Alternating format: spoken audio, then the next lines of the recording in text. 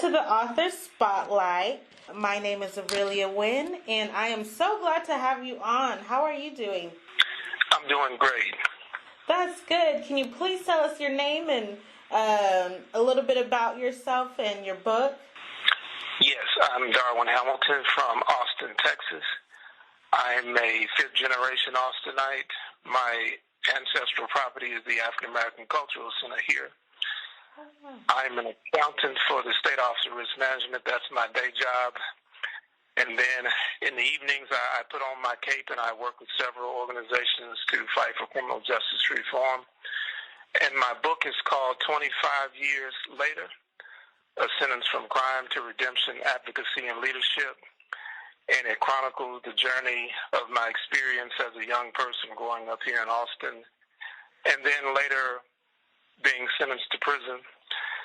And that's kind of where the genesis of the name of the book comes from, because I was sentenced to 22 and a half years in prison at the age of 19 in 1992. And I spent 5.5 years incarcerated, 17 years on parole, and 25 years basically chronicled that entire experience. And so just your experience with that is what kind of inspired you to write the book, you were saying? Yes, because a lot of my peers, advocates, were saying, you know, when you speak, it's so powerful. You need to tell your story. You need to write about it. And in some of my friends' interviews, just from knowing me and going through high school, they said the same thing. They said, you know, I remember you, and you have so much to share. You need to put it down on paper. Wow, that's awesome. So then what genre would your book fit in? Is it a memoir? Yeah, it's an African-American memoir, biography, so to speak. I titled it a memoir because it's not my entire life story. It's just kind of capturing that from the age of 19 to 44 is about the age when I completed it. I'm 46 now. Oh, wow. That's awesome. And so what was the toughest challenge then that you faced in becoming an author? Finding the time between the 9-hour day office job, then a lot of my volunteer advocacy work. That was probably the toughest thing, but what helped was having some people hold me accountable to write. Yeah. So it was basically a writing challenge that got me started. And each week one of my peers would say, hey, are you writing? And, you know, that kind of pushed me. Oh, wow, that's really good because it's so funny. It seems like, and I was sharing this earlier on Instagram about how support is such a theme that I've been noticing just through the different interviews, and how it's so important, and especially if, you know, you have people in your life that can tell you, hey, you know, you got a story, get to, you know, start writing it out and sharing it. Right. That's definitely awesome. And just from that, do you have any advice or lessons that you can offer to other writers, maybe if they don't have support? Yeah, one of the things, I mean, even if no one is holding you accountable, what I found the most helpful for me was to actually outline my chapters first, which would be my subjects or writing prompts to get me going. And then I said to myself, well, if I can write 10 pages, 10, 15 pages a day based on these different topics or subjects of the chapters, then by the time I'm done, I will have a complete book versus writing just randomly. You know, it allowed me to focus on what I wanted to say and talk about. Oh, wow, that's good. So you basically like gave it a structure and then just filled in the details afterwards. Yeah, because I tried before to write a little bit and didn't know how I wanted to begin, what the meat of the book would be. It didn't have any direction whatsoever. And then once I got started, then it all just kind of flowed. Oh, wow.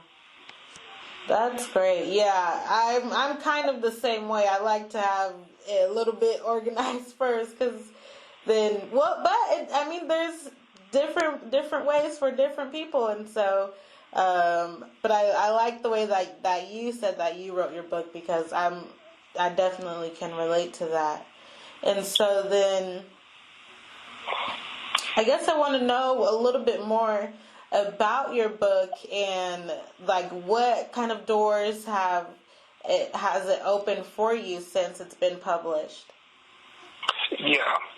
Well, I already had an audience, a base, if you will, Okay. because of the activism and advocacy work that I do and testimonies, and I'm often invited to panels to speak and do keynotes.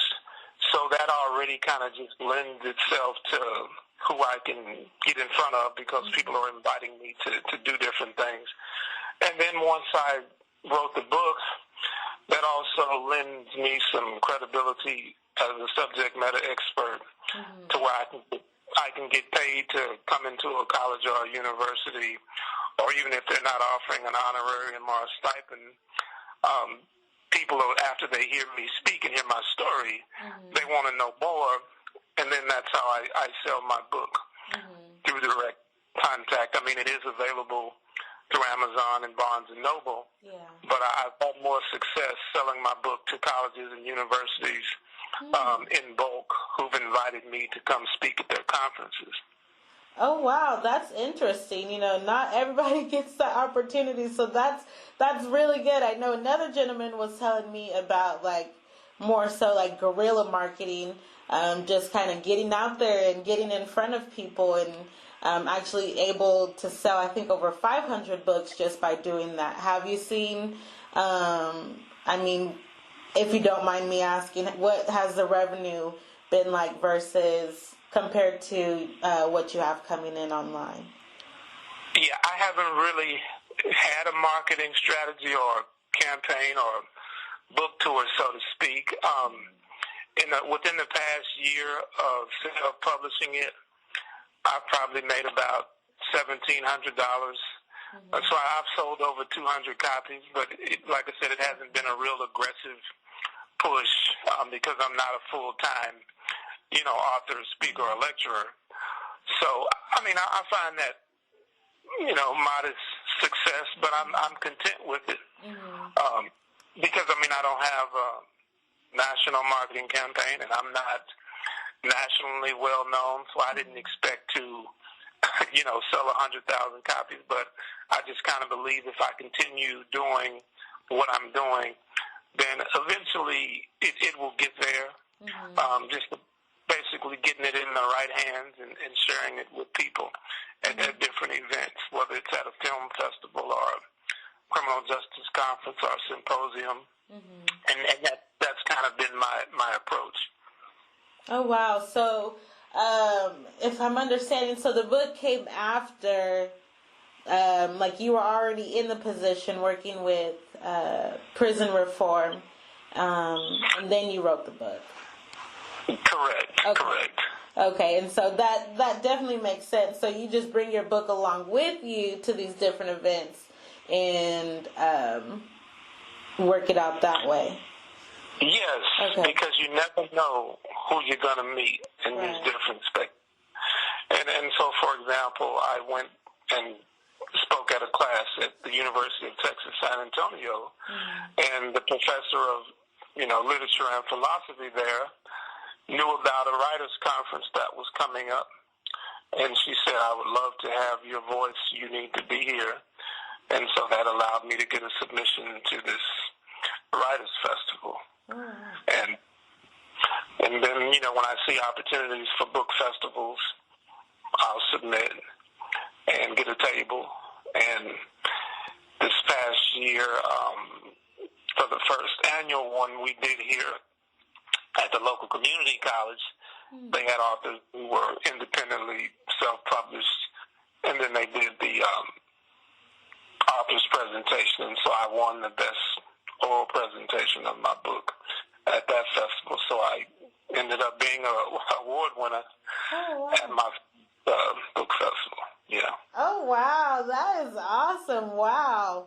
So how are you balancing it all? I mean, it kind of seems like it fits hand in hand, but how are you balancing just your writing career, relationships, and then maybe some of your other goals? Yeah, well, I'm the kind of person that I realize that I can only do what I can do. Mm-hmm. So there's sometimes when there's an event or something happening and I just say, no, I can't do it. Mm-hmm. I'm going to go home this evening and I'm not going to do anything. Mm-hmm. And that's generally my escape, because I am very busy. But yeah, I just realized, what I can do within my capacity, and when it's time to say no, mm-hmm. then I just say no. Mm-hmm. Oh, wow.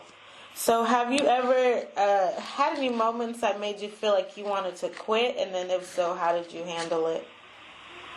No, I can say I never felt like quitting because of what I've been through within my life experiences. Mm-hmm. I mean, if you can endure or have the resolve to go to prison at the formative years of your life, because I was incarcerated at the age of 19 and didn't get released until just shy of my 25th birthday. Mm-hmm. And often we hear about the stories of men and women who struggle after, post-incarceration. Mm-hmm. And I was one of those people who pretty much ended up hit the ground running because of the support that I had. Mm-hmm. And become professionally successful. So it made my transition a lot easier. But, again, if you can endure that and have the resilience, which is in the title of my book, mm-hmm. I feel like there's nothing out here in society that can make me quit. Mm. Yeah. Oh, wow. That's really good. So other than just the support that you've had, what are a couple of other things that help you keep going? Well, this work that I do in my volunteer capacity really fills my cup because I've found my passion and my purpose, mm-hmm. My why and my what. And a lot of this work I don't necessarily get compensated for because it is volunteer work, mm-hmm. but it's something about sharing my story, inspiring and educating people that motivates me. Mm-hmm. Would you say that it's been did writing the story kind of help you heal also, just from some of the things that you maybe have went through? Absolutely. Every time I talk about it and getting it all down on paper actually was very cathartic. I mean, of course, it's not my, like I said, entire life story, but the things that I decided to share, I could frame and tell my story the way I wanted to tell it. And so I just found that very rewarding, being able to have full control over that process and nobody telling me this is what you have to say or this is what you can or can't say. And that's very powerful to know that, all of the feedback that I've received from peers and people that I didn't even intend to be my audience, mm-hmm. has been very positive and also rewarding. Oh, wow. That is good. That is so good. So definitely, if you are listening to this interview, I hope that you're taking notes. There was a lot of good things that have been said and shared, and so thank you so much, Darwin, for just speaking with me this evening. Is there anything else that you would like to share or offer the community? Yes. You can find the book on Amazon and Barnes & Noble in paperback and Kindle version. The title is 25 Years Later, A Sentence from Crime to Redemption, Advocacy, and Leadership. Awesome. Hey, thank you so much. I appreciate your time, and I hope you have a good evening. Thank you. It was a pleasure.